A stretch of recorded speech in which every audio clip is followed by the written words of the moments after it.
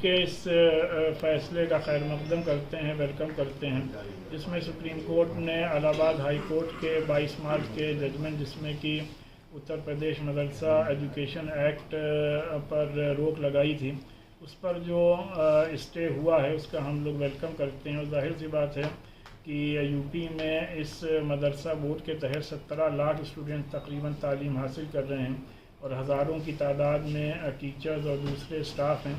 उन सब के फ्यूचर पर एक बड़ा क्वेश्चन मार्क लग गया था, जिससे कि लोगों में बहुत ज़्यादा बेचैनी थी। लेकिन सुप्रीम कोर्ट ने आज जो इस पर स्टे दे दिया है, इससे लोगों में बहुत ही खुशी और मसरत की लहर दौड़ गई है। और हम लोग को पूरी उम्मीद है कि जिस तरीके से यहाँ मदारिस में तालीम दी जा रही थी, वो तालीम इंशाअल्लाह फिर से शुरू की जाएगी। यूपी सरकार को नोटिस भी जारी किया है। हाँ, ये एक ज़ाहिर बात एक जुडिशल प्रोसेस है, उस पर अपना यूपी गवर्नमेंट जवाब आगे दाखिल करेगी। लेकिन बहरहाल जितना भी जो भी आज का डेवलपमेंट है वो एक बहुत ही पॉजिटिव डेवलपमेंट है। और as per the constitution of our country हम सबको अपने बच्चों को अपने मुताबिक आला से आला तालीम देने का हक़ और इख्तियार है।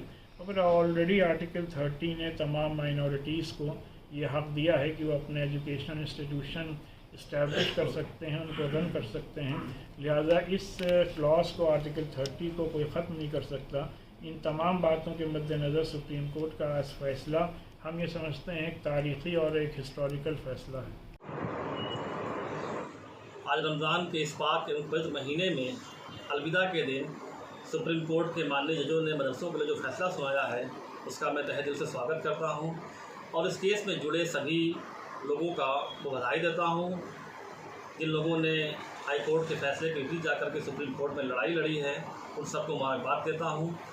मैं इस फैसले के बाद मदरसे से जुड़े सभी प्रबंधकों को, प्रधानाचार्यों को, शिक्षकों को, छात्र छात्राओं को मुबारकबाद देता हूँ। रमज़ान का पवित्र महीना चल रहा है। रमज़ान के बाद ईद के बाद जब मदरसे खुलेंगे तो मदरसे से जुड़े लोग माननीय प्रधानमंत्री जी के सपनों के अनुरूप एक हाथ में कुरान और एक हाथ में कंप्यूटर की दर्ज पे फिर से पहले की तरह देश और समाज की मुख्य धारा में आकर के बच्चों का विकास करेंगे। और पंडित दीनदयाल उपाध्याय जी ने युक्ति कही थी, पंक्ति में खड़ा अंतिम व्यक्ति तक पहुंचना हमारा लक्ष्य होना चाहिए, जिसके लिए मदरसे लगातार काम कर रहे हैं। देश और प्रदेश की साक्षरता दर को बढ़ाने का काम कर रहे हैं। मदरसे इसी रूप में काम करते रहेंगे। एक बार पुनः इस केस से जुड़े सभी लोगों को बहुत बहुत मुबारकबाद, बहुत बहुत बधाई, बहुत बहुत शुक्रिया। देखिए 22 मार्च की जो याचिका थी इलाहाबाद हाई कोर्ट की, तो उसको सुप्रीम कोर्ट ने खारिज कर दिया। मैं ऑल इंडिया शिया फैसला बोर्ड से स्टे दे दिया उसके ऊपर, और मैं ऑल इंडिया शिया फैसला बोर्ड की जानिब से सुप्रीम कोर्ट के इस फैसले की भरपूर तरीके से स्वागत करता हूँ, उसका वेलकम करता हूँ। इसलिए कि लाखों स्टूडेंट्स इससे वाबस्ता थे और हज़ारों असातिज़ा, हज़ारों टीचर इससे वाबस्ता थे।